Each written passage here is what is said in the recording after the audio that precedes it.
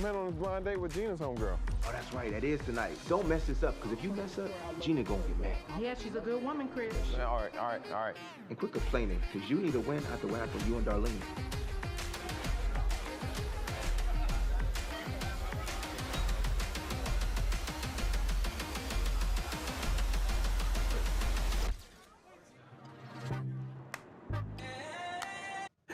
That was a clip from the hilarious and heartfelt short film, Love is Blind, about dating's wild, awkward, and relatable moments. But here's the best part. The film is also the directing debut of a Sac State alum who's taking her behind-the-scenes Hollywood experience and channeling it into her own creative vision. Let's welcome filmmaker Parnell Walker. Thanks for joining us today, Parnell. Hello, thank you for having me. Of course. So, I mean, your new short film is so relatable. What inspired you to tackle dating's kind of cringiest moments with humor and heart? Well, I have my own real life experience to go off of. I've had the wildest experiences with dating. It has been very crazy. I also have friends who have had crazy situations with dating. So I really didn't have to go far to pull any real life advice, real life experiences. So I just basically use my real life, my real stories.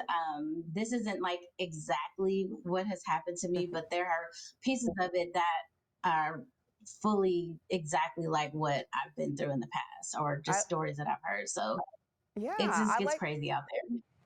Yes, well, I like that you were able to pull from, some of your dating experiences, your friends, because I think that's something like we talk about, but then to like actually see it and know like, okay, so I wasn't the only one going through this craziness. It's always refreshing to see. And I want to mention, I mean, you've worked on huge shows like Grownish, The Tonight Show. So how did those behind the scenes roles really prepare you to step into the director's chair?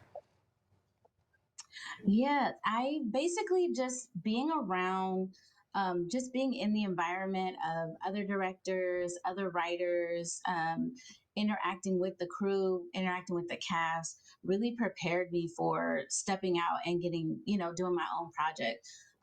If I hadn't have had those experiences behind the scenes, then I don't think that I would have really had the tools to really execute my project properly. It's hard to just jump in there, but just having that experience really got me, really prepared me for exactly where I am now.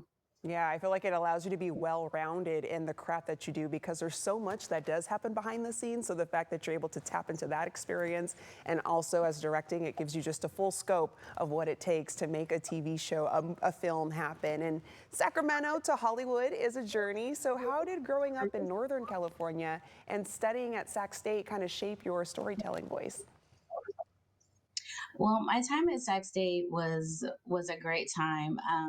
The campus is really beautiful. Sacramento is just such a beautiful and just very cultural, rich city. Where there's just so much diversity. I grew up in a neighborhood where it was very culturally mixed, and just studying at Sac State at a time where their digital program was like on the rise and just like learning all the new technology and things like that really helped with getting my foot in the door, just having my degree in media communication, and just being in Sacramento. I did my internship and I also did like 4 years working at a local news station, KMAX. So just being there just really gave me my foot in the door. I wasn't even, the job that I got, I wouldn't have gotten it if I didn't have my experience. So I'm just really thankful for being from Sac State, being from Sacramento, just gave me everything I needed to get in.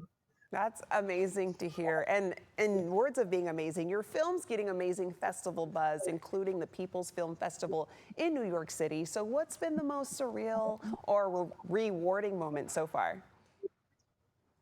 What really is like special to me is that I was able to do this with my closest, dearest friends and family. My mom, I have to really give it to my mom. Like she basically was my executive producer. She had a lot of experience budgets and grants and doing the work that she did for many years at SETA, which is a a government agency there in Sacramento.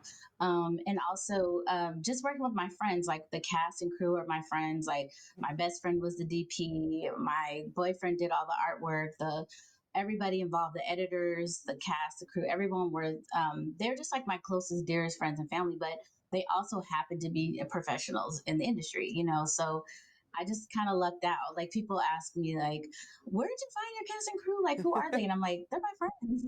There we go. They're actually my friends. Yeah. Yeah, well, I think that's great too, because again, channeling into your personal experiences, and then you're surrounding yourself with people that you're very familiar with to make sure that they're accurately getting what you're trying to portray is amazing. I'm going to let our viewers know where they can go for more information. Pernille, thank you so much for joining us. And to our viewers, to find out more about cast and crew screenings and upcoming events, head on over to loveisblindshortfilm.com.